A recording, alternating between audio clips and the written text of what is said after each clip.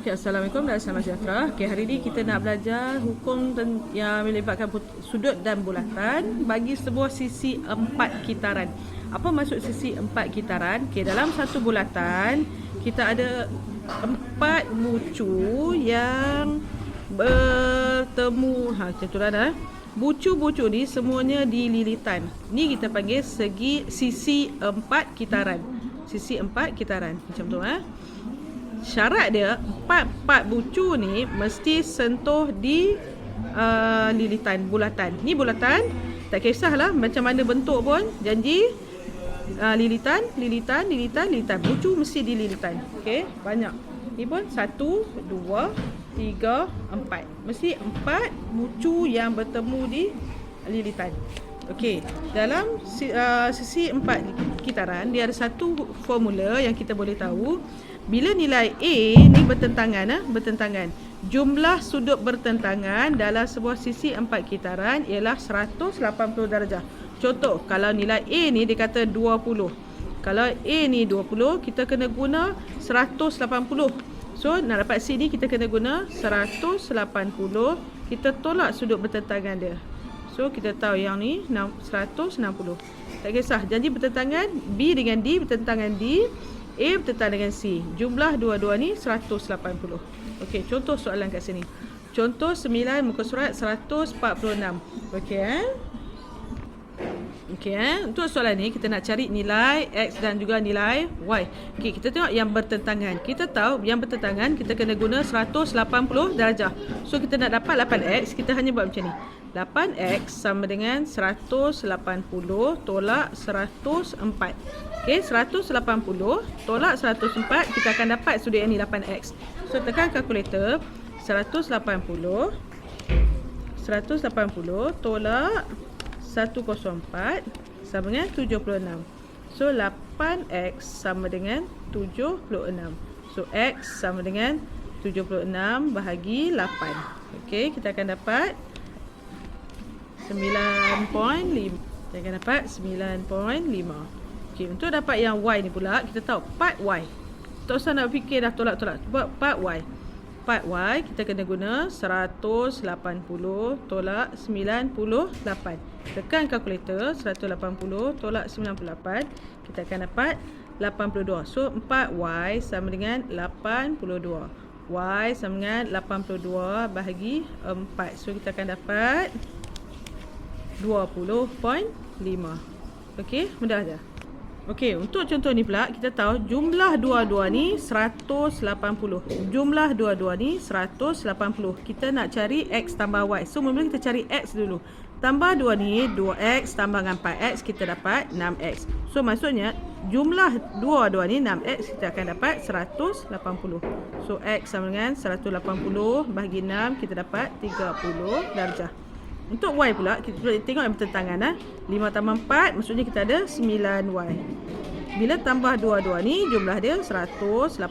So Y sama dengan 180 bahagi 9, kita dapat 20. Soalan dia nak X tambah Y. So X tadi 30, Y tadi 20. So kita dapat X tambah Y ialah 50. Okey, untuk soalan uji minda 6.2B, soalan 1A.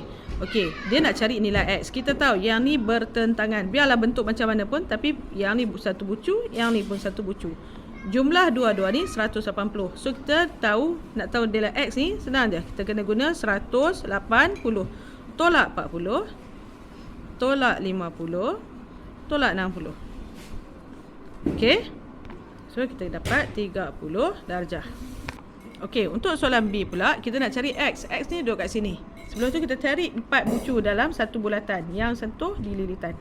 Okey, yang ni bertentang dengan yang sini. So kita nak tahu sudut kat sini, kita kena guna 180.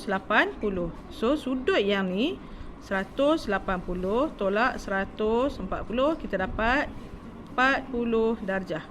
Okey, kita tahu, kita dah belajar dah, dia mesti kaitan dengan sebelum-sebelum ni. Kita nak tahu sudut dekat sini. Ni dengan ni sudut bersebelahan. Nak tahu sudut yang ni, kita guna 180 juga.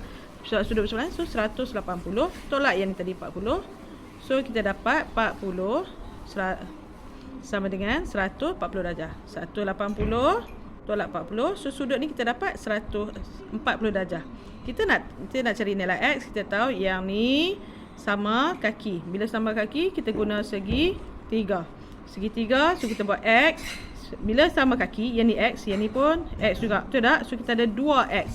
Okay, so kita nak X, kita nak 1X saja kan. So kita buat 180. Kita tolak yang ni tadi, 140. Sebab kita nak ada 1X saja, ni ada 2X kan. So kita nak 1 je X, kita kena bahagi 2. So kita akan dapat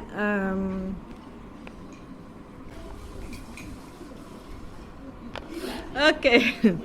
Okay, seterusnya kita cari hitung sudut PQP. Okay, sudut PQP dekat sini. PQR ni.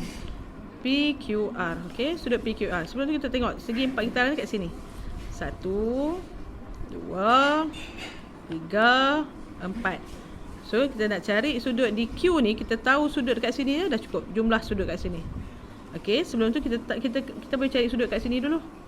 Okey sebab yang ni 20 darjah. Yang ni sama kaki. Kenapa sama kaki? Sebab dia adalah jejari. Yang ni pun jejari. Okey, bagi tahu pula POS ialah segi 3 sama sisi. Maksudnya yang ni semuanya sama. Sudut ni sama. Okey, so kita cari sudut yang ni dulu. Yang ni segi 3. So kita guna 180. Tolak sudut yang ada. Kita kena bahagi 2 sebab kita nak satu ni saja. Okey. So kita dapat 160 bahagi 2. So kita dapat 80 darjah. Okey, so sudut ni ialah 80 darjah. Sudut ni sebab dia sama kaki, so sudut kat sini jumlah dia 180.